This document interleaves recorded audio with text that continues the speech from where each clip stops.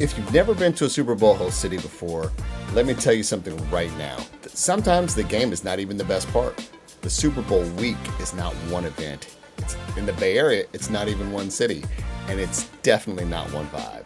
Super Bowl, what are we on? Super Bowl 60 turns the entire San Francisco Bay Area into a week-long football and art and music centered festival. It's pretty wild. Both San Francisco, San Jose, Oakland, and Santa Clara are all having Super Bowl activities, so the entire San Francisco Bay Area. So in this video, we're not just going to list events. I'm going to give you a real world game plan. What's actually worth doing, what city to do each thing in, and how to move around, and how not to get yourself burn out really before kickoff. So if you're coming for the Super Bowl, this is how you do it right.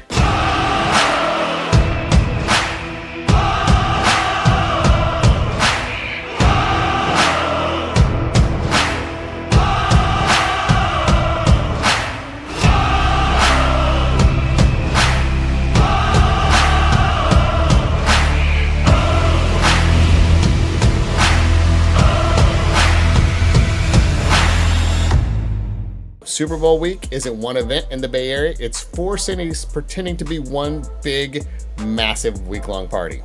Here's the mistake people make. They'll say to themselves, I'll just stay near the stadium. No, that works for game day, not game week. And Super Bowl 60, the whole thing spreads across San Francisco with fan experiences, concerts, and NFL-specific events like the NFL Experience. And San Jose has a big opening night. It's actually the only time the players will be making public appearances. We'll talk about that more. Obviously, Santa Clara is where the actual game will be played at Levi Stadium. And then Oakland has official watch party and a whole bunch of other cultural events. So you don't want to spend half your week stuck in traffic and wondering why nothing is close to each other. It's because the entire Bay Area is joining together to have a big party celebration. I mean, and let me tell you, in the Bay Area, we know how to party. We do it. This is a little quick clip from New Year's, right? We definitely know how to party. That was New Year's Day, not New Year's Eve. And many of those people had been up since the night before partying on New Year's Eve. So, you know, that's how we do it in the Bay. Now, we also, this being San Francisco, we also have our fair share of protests and stuff. And so this is from my buddy's office just on Friday. And, you know, so like it's still San Francisco, it's still the Bay Area. They know how to party, they know how to protest, they also know how to enjoy the Super Bowl. So you're gonna get a great vibe here. So let's talk about this. The first thing is kind of the longest event we'll talk about, which is from February 3rd to the 7th is the Super Bowl Experience. And it takes over the Moscone Center, which is San Francisco's convention center in downtown San Francisco. And I've been to this before, and I will say that I went for Super Bowl 50, and I'll say that as a grown person, it's a cool event if you really like football. There's a lot of football history there, but it's definitely a better event for kids. So I'm looking forward to taking my son and a couple of his friends to one of these games, one of these nights to the Super Bowl Experience, because it does go, I think the latest time you can get tickets to start is at 8 p.m. So it goes all day, basically, from the 3rd to the 7th, and it's, you know, you think of it as like an NFL theme park and a fan museum, and there's like, you know, content just to play with. And of course you can meet up with folks there. And so it has interactive games. Like I remember they had this thing where you could race a wide receiver and just really be embarrassed by how slow you are compared to an NFL level wide receiver. I mean, watching the kids get smoked by, I don't even remember who the wide receiver was, but it was pretty comical. But there'll be player appearances and there'll be autograph signings. And I think that they'll have, like, as I recall, they had a bunch of the Lombardi, they had the official Lombardi trophy. And then they had like, you know, MVP trophies, and they had all that kind of cool stuff. I feel like they had like Joe Namath's helmet and cleats, and, you know, it's definitely the museum part is pretty cool. And then, of course, it's the NFL. They make all their money from commercials. So there'll be a bunch of brand stuff, too. And then each team is represented. Even if that team hasn't been to the Super Bowl, even if that team hasn't been to the Super Bowl in a long, long time, they're still represented and their history is represented there. So there's something for you Lions fans. There's something for you Raiders fans. You're represented in there, even though it's been a while. So, I mean, I don't know. I guess the Lions have never been in the Super Bowl. But I feel like they're close. They're close. They're right on the cusp here. Let's hope they get there someday soon for all those people in Detroit. Now, of course, you gotta, understand that there will be road closures and stuff like that. So the best way to get in and out of that spot is going to be to take the BART and get off at Powell Street and just walk two blocks down to the Moscone Center. Super easy.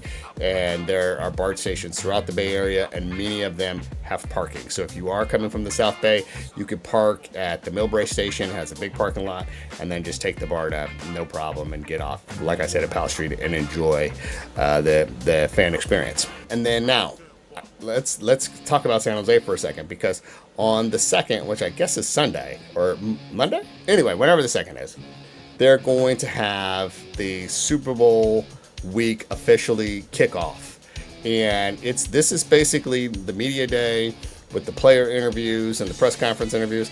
I guess this is where our hero Marshawn Lynch said, "I'm just here so I don't get fined." Over and over. He made it very clear that he was not interested in answering their questions. But apparently it's loud. These things are crowded events. They're super cool. You get to see all the players. So, you should definitely expect that this is one of those things that you're going to want to, really enjoy and take part in and really try to be a part of. And that is in downtown San Jose at the San Jose Convention Center. So you should expect to try to do that one if you're here on this, in time for the 2nd. And, I want to just also add that, I think there are a lot of people who come to the Super Bowl city. They don't have tickets for the Super Bowl, right? They're not planning to go to the game at all. They're going to do all this other stuff that we're talking about here. And so let's see, right? Opening night matters. And San Jose, traffic to San Jose can be tough if you're staying in San Francisco. So just kind of know that there is the Caltrain that will take you directly there from San Francisco, and it stops in downtown San Jose. So that's just something to consider. There's also, buses and all that other sort of stuff. But San Francisco's a driving city, so there's plenty of places to park. It's not like San Francisco, where parking can be super difficult. And then moving on, there's this thing called the BAHC Live Fan Zone. And that's going to be right next to the NFL experience. And it's in this place called the Yerba Buena Gardens, which is like an outdoor garden area, which is quite lovely and generally is open to everybody. And this is going to be a more chiller part. Now, your ticket from the NFL experience gets you into this area too. So there's going to be art, and there's going to be art installations where they're making these big murals, and there's I think what they're doing is they're taking these big footballs and they're painting murals on them, and they're doing each one as a different theme for different parts of the Bay. And then there's even going to be one where the fans get to put their handprint on, and there'll be places where you can leave messages about different football stuff. Now, I'll also tell you that really close to here are at least 2 museums. I don't remember if the Museum of the African Diaspora closed. I know it was slated to close, but it might still be there. But there's the San Francisco Museum of Modern Art is across the street. And then there's a Museum of Jewish History and Culture, which is also across the street. So they're super close by. There's great, actual legitimate museums. After you do the NFL Fan Experience Museum, you can do, you can see Diego Rivera paintings and Picasso paintings and, famous Jewish artists. So they're all right there. Very handy, really, for if someone who wants to come and just sort of get a great San Francisco experience. Plus, in that same venue, there's tons of restaurants right across the street. In the venue, there's restaurants. There'll be food provided as part of the experience, but there also will be food, there are restaurants. It's called the Metreon right there, and then another set of restaurants across the street. So there's lots of places to dine, upscale, what do they call it? Fast dining. So, either one of those you can get right there. Then from the 5th to the 7th at Pier 80, which is right on the water in San Francisco. There are going to be a number of parties. There's going to be a concert series, actually, and there's going to be T-Pain, Sean Paul. There's something called the People's Pregame, and that's on Saturday, February 7th, and that's going to have Calvin Harris and Diplo. So this is the younger set party, right? So for people who are, under 60, where they would want to go, but also under 50, but also if you're into sort of less high energy music, then at the Bill Graham Civic Auditorium, which is in San Francisco Civic Center, it's a beautiful old venue. They're going to have the classic San Francisco concerts. I mean, I know Chris Stapleton will be there, and lots of people perform there. I think Diplo was there not too long ago. So, I myself have seen Janet Jackson perform there, which was pretty dope. My friend saw Nas perform there with the San Francisco Symphony. I guess that was in November, so very recently. So that's the Bill Graham Civic Auditorium, and again, that's close by, and that's going to also have concerts from the 5th to the 7th. Then there's going to be the NFL Honors. Now, this is at the Palace of Fine Arts, and the Palace of Fine Arts is just one of these absolutely gorgeous settings. It was originally built for the World's Fair, and I think they had to, then there was the earthquake and the fire, but I think they had to tear it down and rebuild it. I don't remember exactly the whole history of the place, but it is beautiful, and it's, the NFL Honors will be, I'm sure, a great place and a great event for being around NFL celebrities and all that good sort of stuff. It is also one of those things where I understand they're going to close off that whole area, so you should expect it's going to be difficult to get in and out of that part of San Francisco. Now, the Palace of Fine Arts is very close to the water. It is also very close to the Golden Gate Bridge. So if you are trying to approach the Golden Gate Bridge on that day, that's going to be kind of hard to do. So, you may want to be careful about that. That's on February 5th. So that's not the best day to go if you're coming to the Bay Area for this, to be like, oh, I want to cross the Golden Gate Bridge. It might be tough on that particular day. There might be a lot more traffic than usual down Lombard Street, which is the street that you go on. It's also the crookedest street, but not that part. It's that part is right by the Golden Gate, and it's not hard. Now, on February 8th, Oakland gets in the party, and they are hosting the free official Super Bowl watch party. And it's going to have music, it's going to have food, it's going to be, just a great outdoor, I'm pretty sure it's outdoor viewing experience. And Oakland is one of these places where there's just real community energy. There's almost always a nice vibe to it.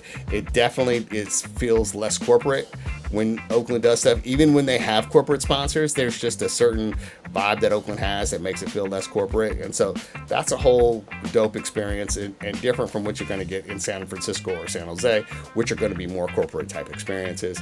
So depending on where you decide to stay, obviously determines kind of which is the best way to get around. Capitol Corridor is going to be running from basically Sacramento to San Jose. So if you're staying anywhere along that corridor, you can, easily maneuver that way.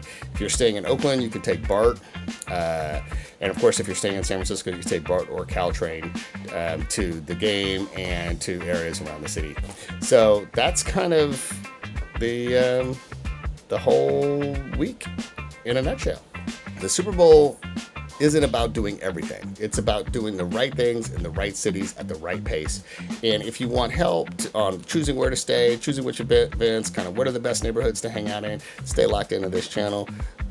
And we talk about sports and traveling for sports all over the world, from Japan to San Francisco. Coming up will be Miami, Atlanta, London, Madrid. So stay with us. This has been the Gentleman's Guide to Awesome. See the world one game at a time. Travel, sports, dignity. From city streets to stadium seats. This is a Gentleman's Guide to Awesome.